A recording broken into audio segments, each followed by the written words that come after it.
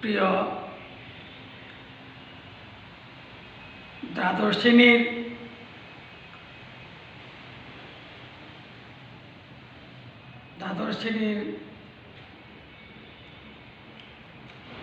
ব্যবসা শিক্ষা শাখার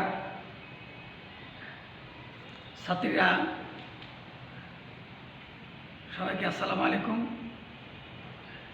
আজকে আমি গণঅপরাধী বাংলাদেশ সরকারের মাননীয় প্রধানমন্ত্রী দেশরত্ন Sheikh Hasina novel corona virus 19-এর জন্য সকল শিক্ষা প্রতিষ্ঠানে অনলাইনে ক্লাস নেওয়ার জন্য প্রজ্ঞাপন জারি করেছেন। সরকারি দিল মৌলিক কলেজেও 3 মাস ধরে অনলাইনে ক্লাস চলছে। তো আমি ব্যবসা শিক্ষা শাখার 2য় বর্ষের স্টুডেন্টরা আমি যৌথমূলক কোম্পানির আর্থিক বিবরণী ক্লাসটি আগে একটা ক্লাস নিয়েছি। এই চ্যাপ্টারটা গুরুত্বপূর্ণ ক্লাস। এই চ্যাপ্টারটা খুব গুরুত্বপূর্ণ। ঢাকা বোর্ডে প্রত্যেক বোর্ডে ক বিভাগে 1 নাম্বার 2 নাম্বার দুটো অঙ্ক কম্পালসারি দিতে হয়, অর্থাৎ 2টো অঙ্ক টাচ করতেই হবে ক বিভাগে 1-2। তো খুব গুরুত্বপূর্ণ ক্লাস। আমি আগে একটা ক্লাস নিয়েছি, অনেক বড় লেন্থি চ্যাপ্টার। তো আজকে আমি যৌথমূলক কোম্পানির এইটা নিয়ে আলোচনা করব। যৌথমূলক কোম্পানির সংজ্ঞাটা বলেছি আমি যে মুনাফা অর্জনের উদ্দেশ্যে পৃথক সত্তা বিশিষ্ট চিরন্তন অস্তিত্ব সম্পূর্ণ আইনের মাধ্যমে মুনাফা অর্জনের জন্য যে কারবার গঠন করা হয় তাকে বলে যৌথমূলধনী কারবার বা জয়েন্ট স্টক কোম্পানি। এই জয়েন্ট স্টক কোম্পানি আগে আমি একটা ক্লাস নিয়েছি। তো এখানে বলছিলাম যে আমরা যে সংগৃহীত আয় বিবরণী, তারপর বলেছিলাম মালিক সত্ত্ব পরিবর্তন বিবরণী। এটা আমি আপনার রুল দিয়েছি যে সংগৃহীত আয় বিবরণী কেমন নির্ণয় করা হয়, মালিকের সত্ত্ব পরিবর্তন বিবরণী কেমন নির্ণয় করা হয়, এবং উদ্ধৃতিপত্র অর্থাৎ আর্থিক অবস্থা বিবরণী কেমন নির্ণয় করা হয় আমি আলোচনা করেছিলাম। তো আজকে আমি বলবো স্টার্টিং পয়েন্টে আমাদের ক বিভাগে থাকবে যে নির্ক্রয় নির্ণয়, নির্বিক্রয় নির্ণয়, বিক্রিত পণ্যের ব্যয় নির্ণয়, কৃত পণ্যের ব্যয় নির্ণয়, আড়াপত্র অবচয় নির্ণয়, ঘোষণাগত লভ্যাংশ নির্ণয়, তারপর দাবিহীন লভ্যাংশ নির্ণয়, এগুলো ক বিভাগে থাকে। তো নির্ক্রয় নির্বিক্রয় আমি আজকে এইগুলো আলোচনা করবো। নির্ক্রয় নির্বিক্রয় কেমন নির্ণয় করা হয়, অর্থাৎ আমরা প্রথম ভাগ করবো কি মোট লাভ বাইরে প্রথম ভাগ করবো নির্বিক্রয়, তার চেয়ে বাদ বিক্রিত পণ্যের ব্যয়। এটা আমরা 71 শ্রেণীতে আর্থিক এক মালিক আমরা করেছি।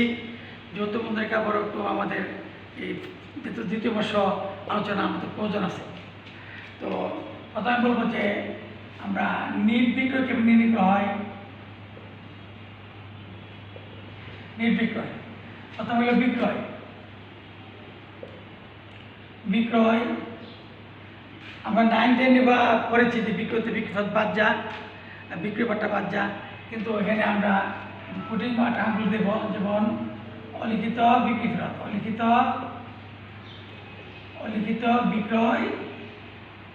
বিক্রয় ফেরত, অর্থাৎ নিম্নের জন্য 500 টাকা বা 1000 টাকা পণ্য ফেরত পাঠিয়েছেন, আসলো। এটা ক্রয় মূল্য থাকলে আবার সমাপনী 4 বার হবে, বিক্রয় থেকে বাদ আর প্রাপ্য হিসাব থেকে বাদ, আর ক্রয় মূল্য ওটা সমাপনী যোগ হবে। ঘরের দোকানের মাল দোকানে ফিরে আসবে ক্রয় মূল্যে। অলিখিত বিক্রয় ফেরত বাদ যাবে।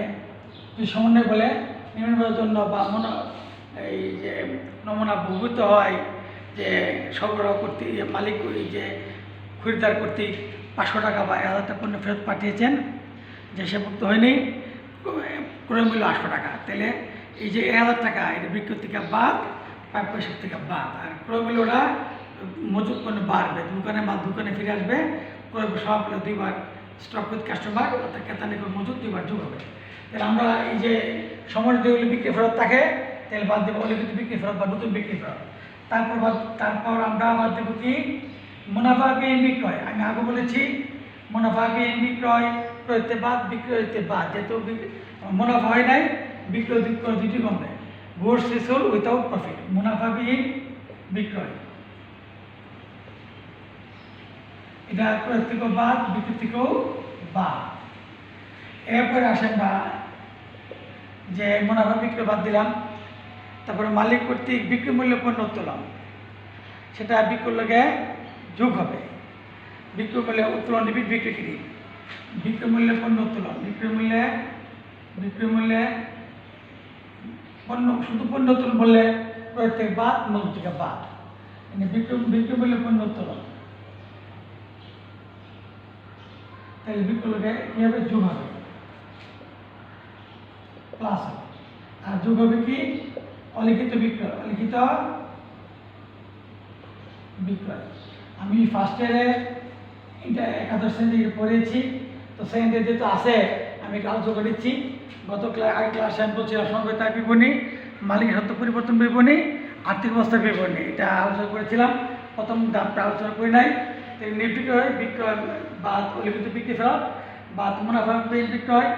আবার যদি বলে মালিক কর্তৃক পণ্য উত্তোলন, এটা উত্তোলন ডিবিট ক্রয় ক্রেডিট, ক্রয়তে বাদ মূল্য থেকে বাদ। যেহেতু এখানে বিক্রয় মূল্যে তাহলে এটা উত্তোলন ডিবিট বিক্রি ক্রেডিট, অর্থাৎ মূল্য থেকে বাদ কী হবে, আর সেটা বিক্রয় যোগ হবে। অলিখিত বিক্রয় আমরা 9 পরে আসছি, একাদশ শ্রেণীতে পড়েছি। বিক্রয় প্লাস প্রাপ্য হিসাব প্লাস, অলিখিত বিক্রয় ডিবিট, তাহলে প্রাপ্য হিসাব ডিবিট আর বিক্রয় ক্রেডিট। তাহলে আমরা দিলাম। এবার বিক্রয় ফেরত বিক্রি করতে আমরা সহজ জিনিসটা 9 পড়ছি, যেটা দরকার নেই আমি জানি সেটা। এবার যদি বলে যে আগ্রপত্র করপত্র বিক্রয় বা আগ্রপত্র বিক্রয় বা অভিসন্ধা বিক্রয়, যে বিক্রয় হিসাবে লেখা হয়েছে নীতিগত বল, তাহলে এটা আমরা বিক্রয় থেকে বাদ দেব।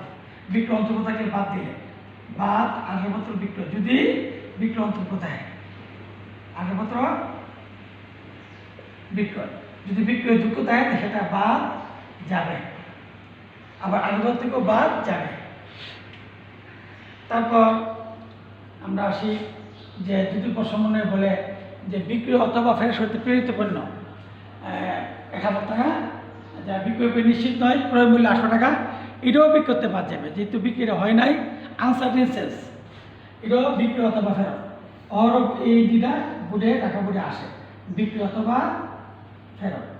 বিক্রি অথবা ফেরত যদি বাবরা বলে তাহলে বিক্রি হতে বাদ আর প্রাপ্য থেকে বাদ।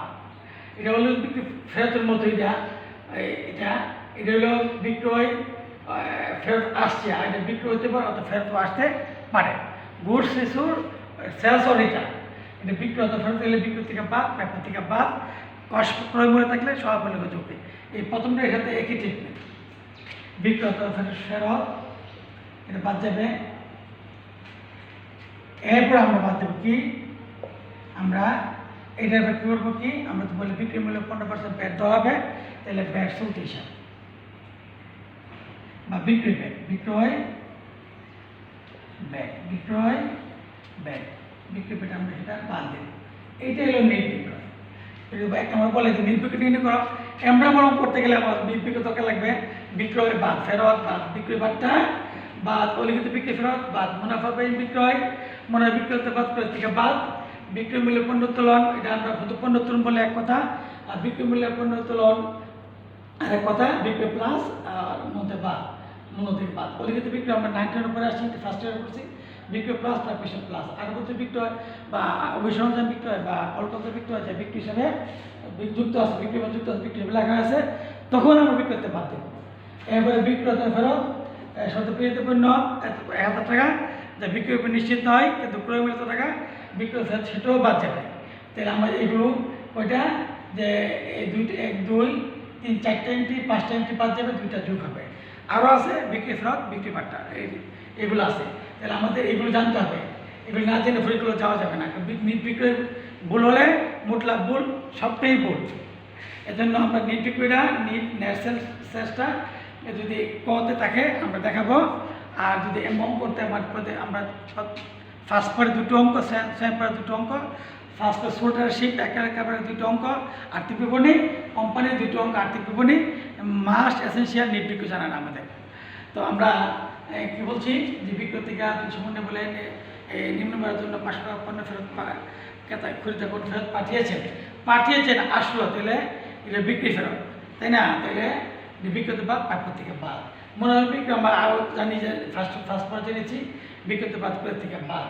বিক্রি মূল্য পণ্য উত্তোলন, এটা বললে উত্তোলন থেকে বাদ, মূল্য থেকে বাদ, ক্রয় থেকে বাদ। বিক্রি মূল্য বললে বিক্রয় মূল্য যুগ, উত্তোলন দেবে বিক্রি কিনে, অলিখিত বিক্রি হলে বিক্রয় প্লাস প্রাপ্য প্লাস। আগের বছর স্থায়ী সম্পদ বিক্রি করলে যদি বিক্রয় অন্তর্গত বিক্রি থেকে বাদ। আর বলতে পারে বিক্রয় অন্তর্গত প্রতিপন্ন 1000 টাকা বা 2000 5,000 টাকা, যা বিক্রির রূপে নিশ্চিত নয় কিন্তু ক্রয় মূল্য 4000 টাকা, তাইলে এটা বিক্রয় থেকে বাদ, যেহেতু এটা বিক্রি হয় নাই, হ্যাঁ এই বছর বিক্রি হয় না, পরে বিক্রি হতে পারে, এই জন্য এই বছর বিক্রি কমবে, প্রাপ্য হিসাব কমবে। তারপর বলছি, তারপরে বলে ব্যাট ধরতে পারলে বিক্রি ব্যাট 15% ধরবো, তারপরে 15% ব্যাট ধরবো, ব্যাটের প্রাপ্ত ব্যাট, তাহলে এটা কি নিট বিক্রয়। আবার নিট বিক্রয় জানতে পারলাম, তাহলে নিট বিক্রয় আমাদের নিট বিক্রয়তে মাধ্যমে আমরা কি বিক্রিত নেবে প্রাথমিক উৎপন্ন যোগ নিট ক্রয় যোগ আন্তঃপরিবহন বাদ সহপ্রাণ উৎপন্ন পারবো কি বিক্রিত নেবে, আর বিক্রিতে বাদ দিয়ে পারবো কি মোট লাভ। অর্থাৎ মোট লাভ বের করতে নিট বিক্রয় আমার দরকার। আবার কত বলতে পারে নিট বিক্রয় নির্ণয় করো 2 নম্বরের জন্য। এখন আমরা আসি নিট ক্রয় নির্ণয়, এটা একেও বলতে পারে। আবার আমার মোট লাভ নির্ণয় করতে গেলে আমার দরকার নিট ক্রয় যদি ভুল হয় আমরা মোট লাভটা ভুল হবে, নিট লাভটা ভুল হবে। নিট ক্রয়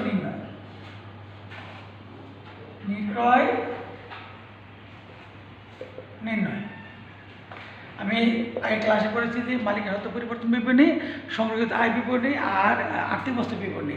প্রথমটা যাই নাই যেহেতু লেন্স হিসাব না, এই জন্য কত স্টার্টিং দিচ্ছি আমি। নিট ক্রয় প্রথমে আমরা লিখি ক্রয়।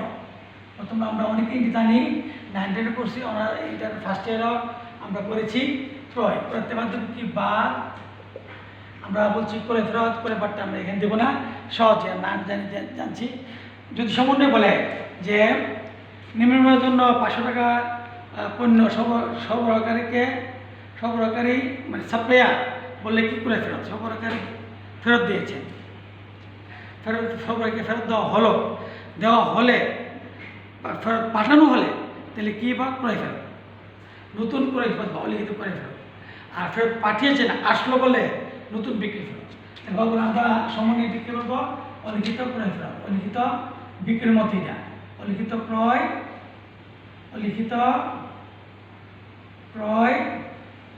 ফেরত। তাহলে এটা ক্রয় থেকে বাদ, পদ্ধতি থেকে বাদ। যদি বলে পাঠাশোধ নির্ণয় করো, বাবুরা আমরা পদ্ধতি বাদ দিব, কী করবো অলিখিত বিক্রি ফেরত বাদ দিয়ে তার পাঠাশোধ ধরবো, বাদ অলিখিত ক্রয় ফেরত সমন্বয়। তাহলে কী হবে যে প্রদর্শন ক্রয় ফেরত ক্রেডিট। এরকম অহরহ থাকে যে নিম্নমানের জন্য 500 টাকার পণ্য সরবরাহকারী ফেরত দেওয়া হলো, তাইলে আমরা ফেরত দেওয়া হল মানে অলিখিত ক্রয় ফেরত, অর্থাৎ নতুন ক্রয় ফেরত, এটা প্রতিষ্ঠা ক্রয় ফেরত করি। এই জন্য আমরা এটা ক্রয় থেকে বাদ দেবো, প্রত্যেকতে বাদ দেবো, জানতে হবে আমাদের। তারপর আমরা আগে বলছি যে মুনাফাবিহীন বিক্রয়, এটা ক্রয় থেকে বাদ, বিক্রয় থেকে বাদ। যেহেতু মুনাফা হয় নাই এই জন্য হ্যাঁ আমরা ক্রয় দর কিনিও না বিক্রি করি এমনটা, এই জন্য ক্রয় থেকে বাদ, বিক্রয় থেকে বাদ মুনাফাবিহীন বিক্রয়। আমরা ইন্টারে ফার্স্ট ইয়ারও করেছি মুনাফা বিক্রয় প্রথম পথ, হিসাব বিজ্ঞান প্রথম পথে। এরপরে আমরা আসবো মালিক কর্তৃক পণ্য উত্তোলন, এটা 9-10 করে আসছি। মালিক কর্তৃক পণ্য বা ফার্স্ট ইয়ার করেছি উত্তোলন ডেবিট করে ক্রেডিট, মালিক কর্তৃক পণ্য উত্তোলন। এরপরে বাদে পড়া আমরা জানি যে বিনামূল্যে ভোক্তাদের পণ্য বিতরণ, বিনামূল্যে ভোক্তাদের মধ্যে পণ্য বিতরণ, goods distribution as sample free. বিনামূল্যে এটা কি বিজ্ঞাপন দেবে, বিজ্ঞাপনের জন্য আমরা পণ্য দিয়েছি, তাহলে আমার প্রচার হলো, বিজ্ঞাপন খরচটা হলো, আবার প্রয়োগ করবে বিনামূল্যে বিনামূল্যে এটা আমরা আগে জেনেছি বিনামূল্যে পণ্য বিতরণ। এটা ক্রয়ের থেকে বাদ, আবার বিজ্ঞাপন হলো যোগ। এটা উত্তোলন ডেবিট, ক্রয় ক্রেডিট, ক্রয়ের থেকে বাদ, মূল থেকে বাদ, মনে ক্রয়ের থেকে বাদ, বিক্রিতে বাদ, অলিখিত বিক্রয় বলেছি আমি। তারপর আমরা আসি কি বলে আগের ক্রয় করা হলো বা ওই সরঞ্জাম ক্রয় করা হলো বা যন্ত্রপাতি ক্রয় করা হলো যা ক্রয়ের মধ্যে যুক্ত আছে, এটা ক্রয়ের থেকে বাদ। যদি স্থায়ী সম্পত্তি নীতিগত ভুল, এটা ক্রয়ের যুক্ত আছে, ক্রয়ের যুক্ত আছে বলে ক্রয়ের থেকে বাদ যাবে, বাদ আগের মতো ক্রয়।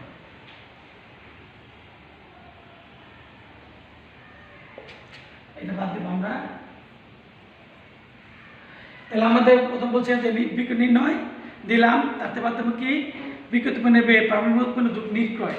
নির্ক্রয় আমরা এবার দিয়ে দিলাম কোয়ারিয়েন্টি প্লাস ও কোয়ারিয়েন্টি মাইনাস হয়, আগের মতো ক্রয় যদি ক্রয় অন্তর্ভুক্ত থাকে, বাদ যোগ অলিখিত ক্রয়। অলিখিত ক্রয় আমরা সবসময় জানি 9 10 করেছি, ইন্টার ফার্স্ট ইয়ার করেছি। অলিখিত ক্রয়, অলিখিত ক্রয়টা কী হবে আমরা যোগ করবো, ক্রয় ডেবিট বা 2 হিসাব ক্রেডিট, ক্রয়ের লগে প্লাস, ক্রয়ের লগে প্লাস, অলিখিত ক্রয়। তাহলে সমন্বয় এন্ট্রি করে দিলাম। নিম্নবারের জন্য 500 টাকা পণ্য ফেরত দেওয়া হলো। মুনাফাবিহীন বিক্রয়, মালিক পণ্য উত্তোলন, বিনামূল্যে পণ্য বিতরণ, স্থায়ী সম্পত্তি ক্রয় করা যদি ক্রয়ের মধ্যে অন্তর্গত যোগ্য থাকে তাহলে ক্রয়তে বাদ যাবে, আবার সম্পত্তির সাথে প্লাস হবে, অলিখিতভাবে প্লাস করছে, তাই না? এরপরে বাদ দিব আমরা যদি কোনো পণ্য আগুন বিনষ্ট হয়, আগুন বিনষ্ট হলে তাহলে আমরা ক্রয়তে বাদ দেব আগুনে বিনষ্ট পণ্য। আগুনে বিনষ্ট হলে ক্রয় হিসাব ক্রেডিট, আগুনে বিনষ্ট হলে একটা কি অস্বাভাবিক ক্ষতি, আগুনে বিনষ্ট পণ্য, আগুনে বিনষ্ট পণ্য ক্রয়তে বাদ, তারপর এটা অস্বাভাবিক ক্ষতি। এবার বাদ দিব আমরা ক্রয় ব্যাট, যেহেতু কোথায় তাহলে ক্রয় ব্যাট বা প্রদত্ত ব্যাট, কত ক্রয় ব্যাট বাদ দিব, তাহলে এবার কি নির্ক্রয়। তাহলে আমরা যদি নির্ক্রয় নির্বিক্রয় না আমাদের খুব দরকার, আমাদের এন্ট্রি জানতে হবে, না জেনে পরীক্ষা যাওয়া যাবে না। যদি একটা এন্ট্রি যদি ক্রয় নির্ক্রয় সঠিক না হয় তাহলে আমার মোট আমরা ভুল হবে, অর্থাৎ জানি না আমার কারা যাবে। এই জন্য আমাদের নির্ক্রয় জানতে হবে, এটা 4টা অঙ্ক দরকার। যে একাদশ শ্রেণীর একেবারে আর্থিক বিবরণী, যৌথ বন্ধন কোম্পানি আর্থিক বিবরণী 4টার মধ্যে এই নির্ক্রয় নির্বিক্রয় আমাদের জানা দরকার। কোনো যেন ভুল নয়, কোনো এটা আমাদের যেমন আমরা ভুল না করি ক্লাস করতে গেলে। এগুলো সমন্বয়টি, হ্যাঁ এগুলো সমন্বয়টি। তো ক্রয় ব্যাট এটা প্রদত্ত ব্যাট ক্রয় থেকে বাদ, এগুলো নির্ক্রয় নির্ণয়। নির্বিক্রয় নির্ক্রয় নিয়ে দিলাম আমি।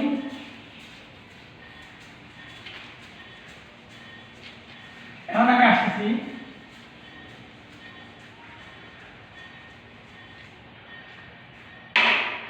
আসতেছি যে বিশদ আয় বিবরণী, বিশদ আয় বিবরণী, তার মধ্যে বাবুরা তার মধ্যে প্রথমে দেখালাম যে নির্ক্রয়টা প্রথম কি নিট বিক্রয় দেখালাম আমি, নিট বিক্রয় লাস্ট কলামে দেখালাম। তারপর নিট বিক্রয় দেখালাম প্লাস মাইনাস হয়। তারপর বিক্রিত পণ্যের ব্যয়, বিক্রিত পণ্যের ব্যয়,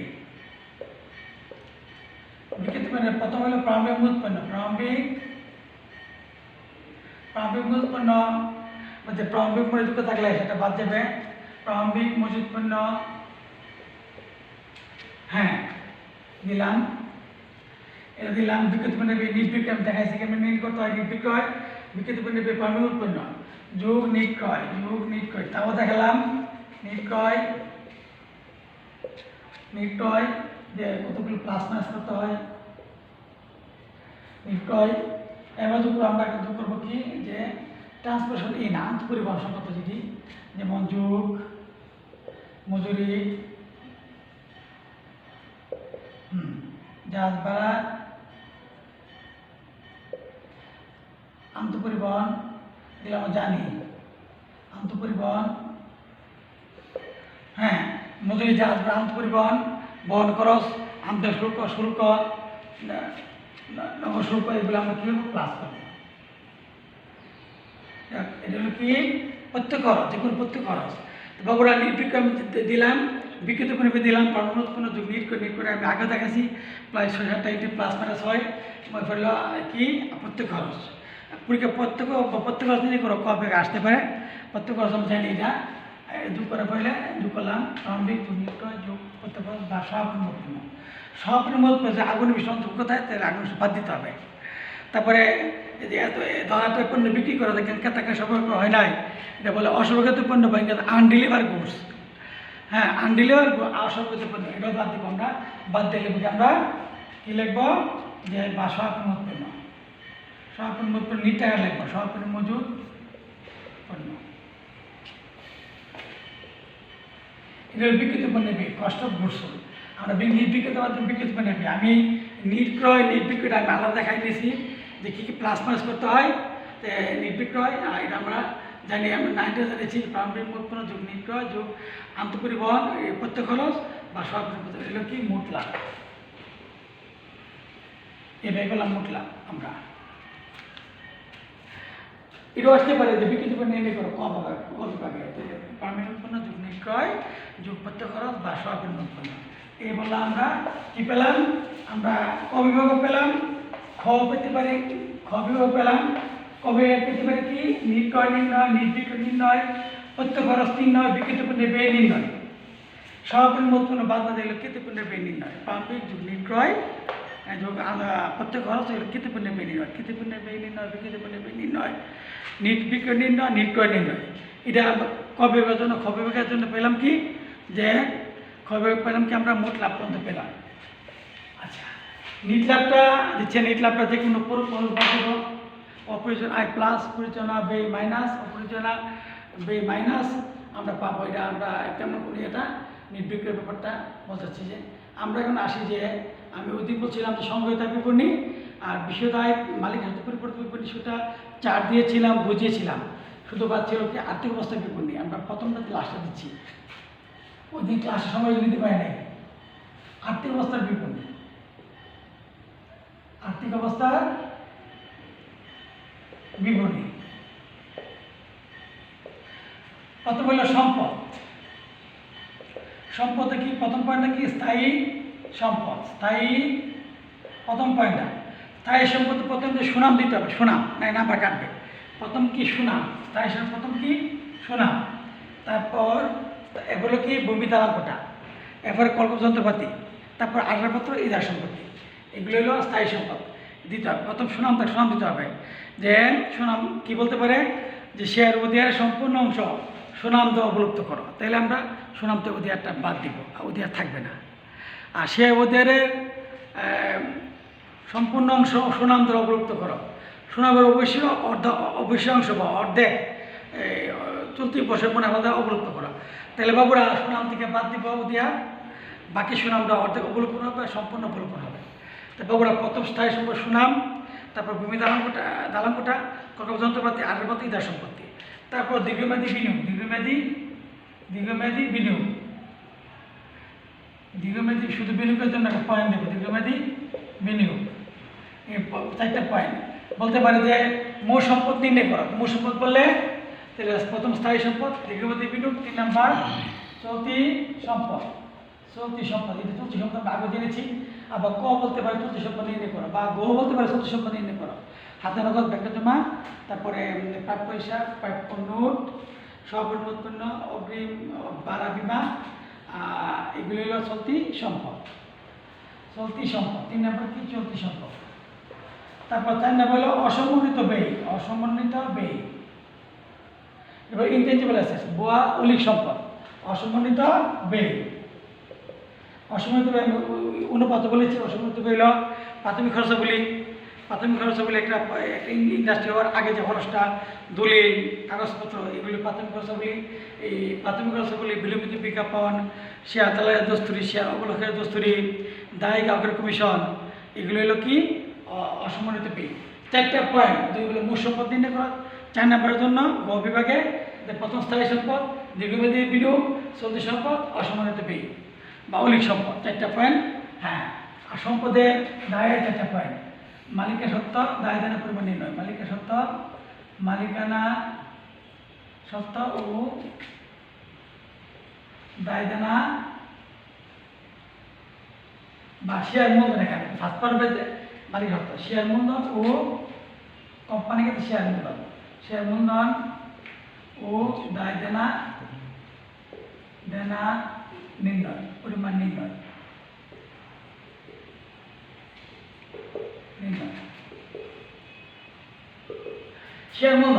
শেয়ার মূলধন বলেছি যে শেয়ার মূলধন প্রথম হলো অনুমোদিত মূলধন, নিবন্ধিত মূলধন, নামমাত্র মূলধন।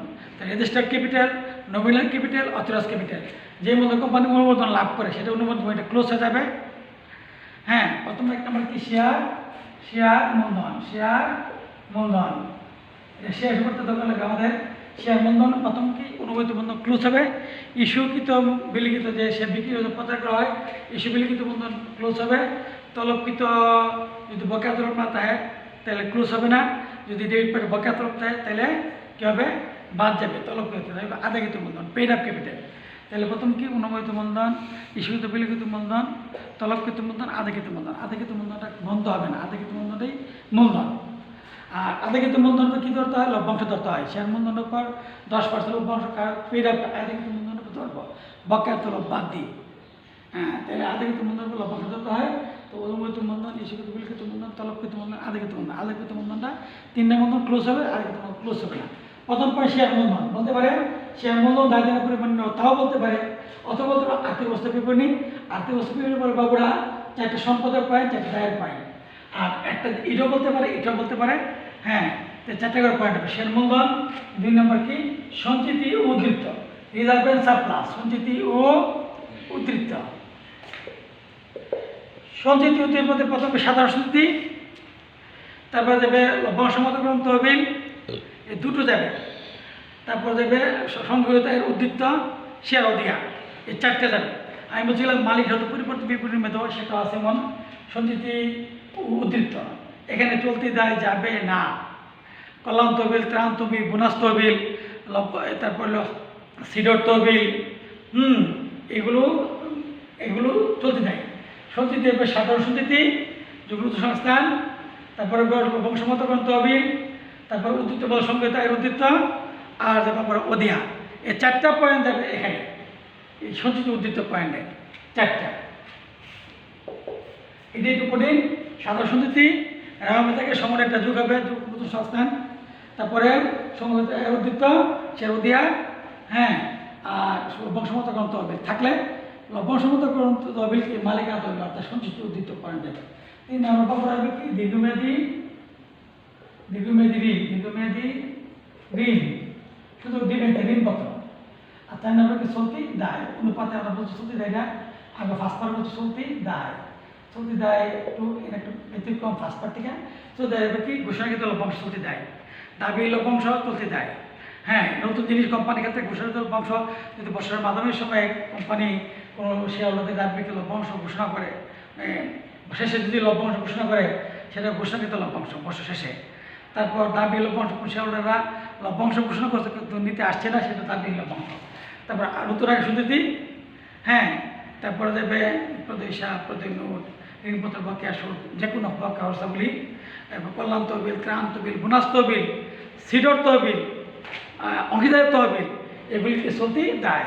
এটা আমাদের নতুন যে কি, ত্রাণ তহবিল, বোনাস তহবিল, তারপর হলো অংশীদারের তহবিল, সিডর তহবিল, এগুলো যে কোনো তহবিল চলতি দায়। আর ঘোষণাকৃত লভ্যাংশ চলতি দায়, দাবি লভ্যাংশ চলতি দায়। আর বাকিগুলো ফার্স্ট পার্টের মধ্যে প্রতিহিসাব, প্রতি নোট, ঋণপত্রের বকেয়া সুদ, তারপর বকেয়া খরচাগুলি, এগুলো চলতি দায়। 4টা পয়েন্ট সম্পদ, 4টা পয়েন্ট দায়। আমরা তো মূল সম্পদ বলে 4টা পয়েন্ট দিব।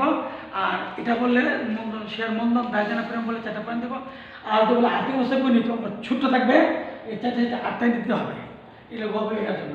তো আমি বাবুরা এই যে আর্থিক কোম্পানি আর্থিক অবস্থা বিবরণী 2টা ক্লাস নিয়েছি বাবুরা। প্রথম বলছি সংগীতার বিবরণী আর মালিক পরিবর্তন বিবরণী। আর আজকে যেহেতু প্রথমটা করতে পারছেন যে মোট লাভ নির্ণয় কেমনি করতে হয়, আর আর্থিক অবস্থা বিবরণী কেমনি করতে হয়, সম্পদ 4টা পয়েন্ট, দায়ের 4টা পয়েন্ট আমাদের মনে রাখতে হবে। কোন পয়েন্টে কোনটা যাবে এটা মনে রাখতে হবে। তো যে 2 রকম গুরুত্ব চাপটা 2টা অঙ্ক কম্পাস দিতে হবে। আর 2টা অঙ্ক না হলে 12 নম্বর আসবে না। প্রথম 2টা অঙ্ক এই কম্পালসারি দিতে হবে, বাকি 5টা করে দিতে হবে। হ্যাঁ, থাকবে 7টা, 9টা, সব 5টা দিতে হবে। তো আজকে আমি এই যে ঢাকা বোর্ডের 2017-18 সালে 2টো অঙ্ক, যেটা আমি সেবা বাদে দিলাম অঙ্ক, যে প্রতিষ্ঠানের অঙ্ক দিলাম, তোমার বাইরের থেকে করে নিয়ে আসবে। তো এই করোনা সিজনে আল্লাহ যেন আমাদের করোনা করে আমাদের রক্ষণ প্রদান করে বাংলাদেশের জন্য বাঁচিয়ে রাখে, সারা পৃথিবীর জন্য বাঁচিয়ে রাখে। এই সুস্বাস্থ্য সকল স্টুডেন্টের সুস্বাস্থ্য কামনা করে এই বলে আমি শেষ করছি।